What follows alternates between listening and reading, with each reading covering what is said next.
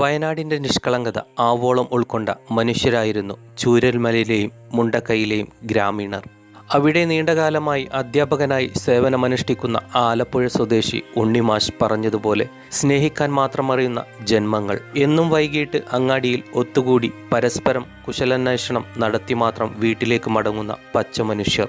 അവരിൽ ഒട്ടേറെ പേർ ഇന്നലെ രൗദ്രഭാവം പൂണ്ട പ്രകൃതിയുടെ കലിതുള്ളലിൽ കൂട്ടത്തോടെ ഇല്ലാതെയായി. ആ കൂട്ടത്തിലൊരാളായിരുന്നു മുണ്ടക്കൈ മസ്ജിദ് ഇമാം ശിഹാബ് ഫൈസി കയ്യൂന്നി. ജാമിയ നൂരിയ പൂർവ്വ വിദ്യാർത്ഥിയായ ശിഹാബ് ഫൈസിയെക്കുറിച്ച് സുഹൃത്തും എഴുത്തുകാരനുമായ ലത്തീഫ് നെല്ലിച്ചോട് എഴുതിയ കുറിപ്പ് ഇതാണ്. വയനാട്ടിലേക്ക് വെറുതെ വണ്ടിയോടിച്ചു വരുന്ന ദിനങ്ങളിൽ നെല്ലിച്ചോടെന്ന് വിളിച്ച് വിരുന്നൂട്ടാൻ ഇനി നീയില്ലല്ലോടാ.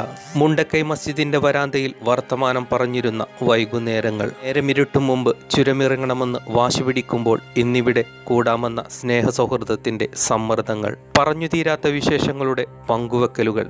നീ സമ്മാനമായി തന്ന അത്തർക്കുപ്പികൾ. വയനാട്ടുകാർ വേറിട്ട മനുഷ്യരാണ്. സ്നേഹക്കുളിരിന്റെ കോടകൊണ്ട് ഹൃദയം പൊതിയുന്നവർ. ഒരിക്കൽ പരിചയപ്പെട്ടാൽ പിന്നെ മറവിക്ക് വിട്ടുകൊടുക്കാത്ത വിധം സൗഹൃദം അപ്ഡേറ്റ് ചെയ്യുന്നവർ.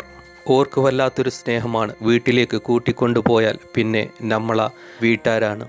ഷിഹാബെ അമർത്തിയടച്ചിട്ടും അനുവാദമില്ലാതെ എൻ്റെ കണ്ണു നിറയുന്നട. കേട്ടത് സത്യമാവരുതേന്ന് സുജൂദിൽ കിടന്ന് കരഞ്ഞു പറഞ്ഞിട്ടും പടച്ചോൻ കേട്ടില്ല. നിലമ്പൂരിലെ മോർച്ചറിയിൽ നീയുണ്ടെന്നറിഞ്ഞപ്പോൾ മരവിച്ചു പോയതാണ് ഞാൻ.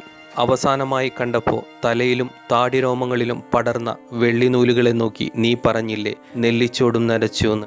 40 കഴിഞ്ഞ മനുഷ്യൻ്റെ മേനിക്ക് മയ്യത്തിൻ്റെ മണമാണെന്ന എൻ്റെ പ്രതികരണത്തിന് പ്രാർത്ഥനയായിരുന്നല്ലോ നിന്റെ മറുപടി. അള്ളാഹു ആഫിയത്തുള്ള ആയുസ് തരട്ടെ എന്ന്. എന്നിട്ട് നീ ആദ്യം അങ്ങ് പോയി. ദൂരേക്ക് നോക്കി നമ്മളാസ്വദിച്ച പ്രകൃതി തന്നെ നിന്നെ വിളിച്ചോണ്ട് പോയി.